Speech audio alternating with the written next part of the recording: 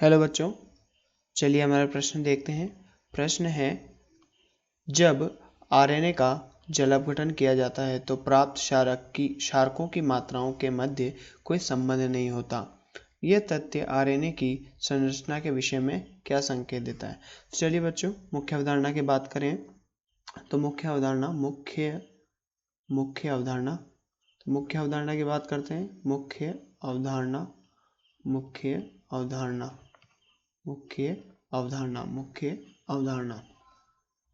तो बच्चों, मुख्य अवधारणा की बात करें तो मुख्य अवधारणा में बात करते हैं कि जो डीएनए होता है, एक डीएनए दोहरी लड़ी वाला होता है।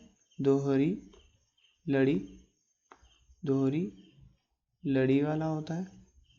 लड़ी युक्त, या हम इसे कह सकते हैं कि ये डबल स्ट्रैंडेड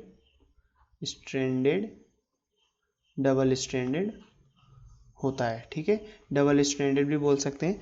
तो बच्चों, डीएनए की बात करें तो डीएनए अणु डबल स्ट्रैंडेड होता है, जिसके अंदर क्षारक जोड़ों में होते हैं, यानी बेसिस जोड़ों में होते हैं। क्षारक बेसिस, तो डीएनए के अंदर क्या होता है, जो क्षार होते हैं, क्षार जोड़ों में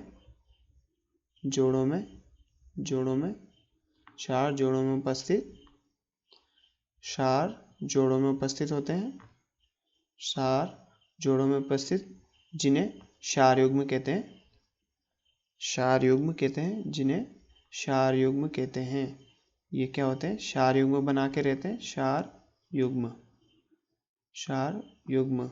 तो बच्चे, क्षार युग्म बना के रहते हैं। अब क्षार युग्मों की बात की जाए तो डीएनए के अंदर क्षारक जोड़े बना के रहते हैं, तो क्षार युग्म उपस्थित होते हैं। क्षार युग्म उपस्थित, डीएनए के अंदर क्षार युग्म उपस्थित होते हैं।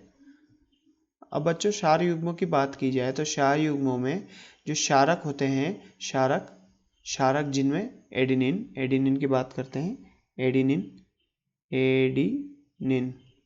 एडिनिन हमेशा किसके साथ युग्म बनाता है? थायमिन के साथ। एडिनिन थायमिन के साथ युग्म बनाएगा। एडिनिन थायमिन के साथ युग्म बनाता है। थायमिन के साथ युग्म बनाता है। और बात की जाए दूसरी ग्वानिन की,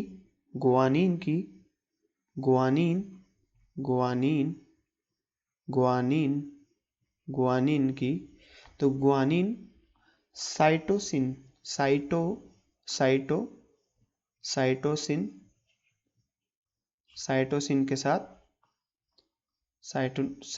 के साथ यहाँ पर भी के साथ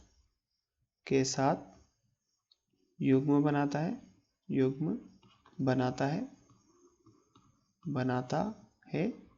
और यहाँ पर भी के साथ युग्म बनाता है।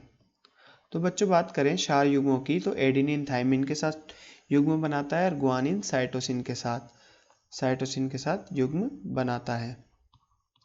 तो बच्चों, इनके प्रतीक की बात की जाए तो एडिनिन का प्रतीक ए, इसे हम एडिनिन। ग्वानिन का प्रतीक जी, ग्वानिन। और थायमिन का प्रतीक टी, थायमिन। और साइटोसिन का प्रतीक सी, साइटोसिन। तो बच्चों, आरएनए की बात की जाए, जब हम आरएनए का जल अपघटन कराते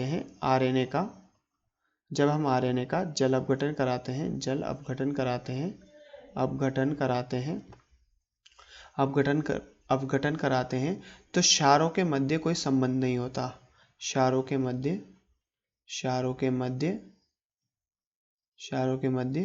कोई संबंध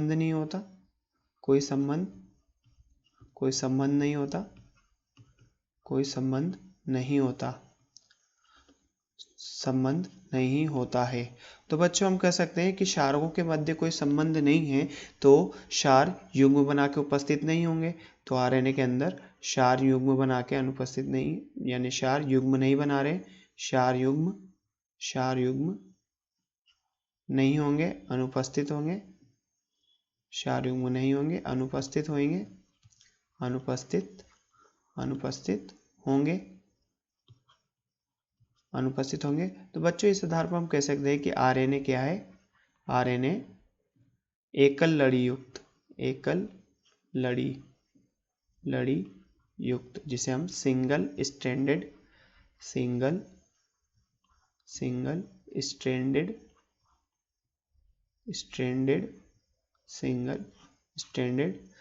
स्ट्रैंडेड भी कहते हैं, सिंगल स्ट्रैंडेड आरएनए भी कहते हैं।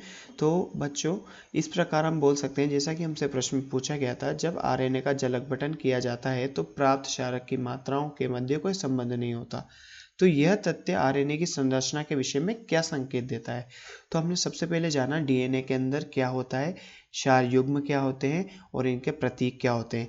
फिर हमने देखा कि आरएनए के जल अपघटन कराने पर क्षारों के मध्य कोई संबंध नहीं है, तो इसका मतलब क्या हुआ, उसके अंदर क्षार युग्म अनुपस्थित है। तो बच्चों क्षार युग्म अनुपस्थित होने के कारण हम कह सकते हैं कि आरएनए कैसा है, एकल लड़ी युक्त है। कैसा? एकल लड़ी युक्त है, यानी सिंगल स्ट्रैंडेड है। तो जैसा बच्चों, तो आशा करते हैं बच्चों आपको प्रश्न समझ में आया होगा। धन्यवाद।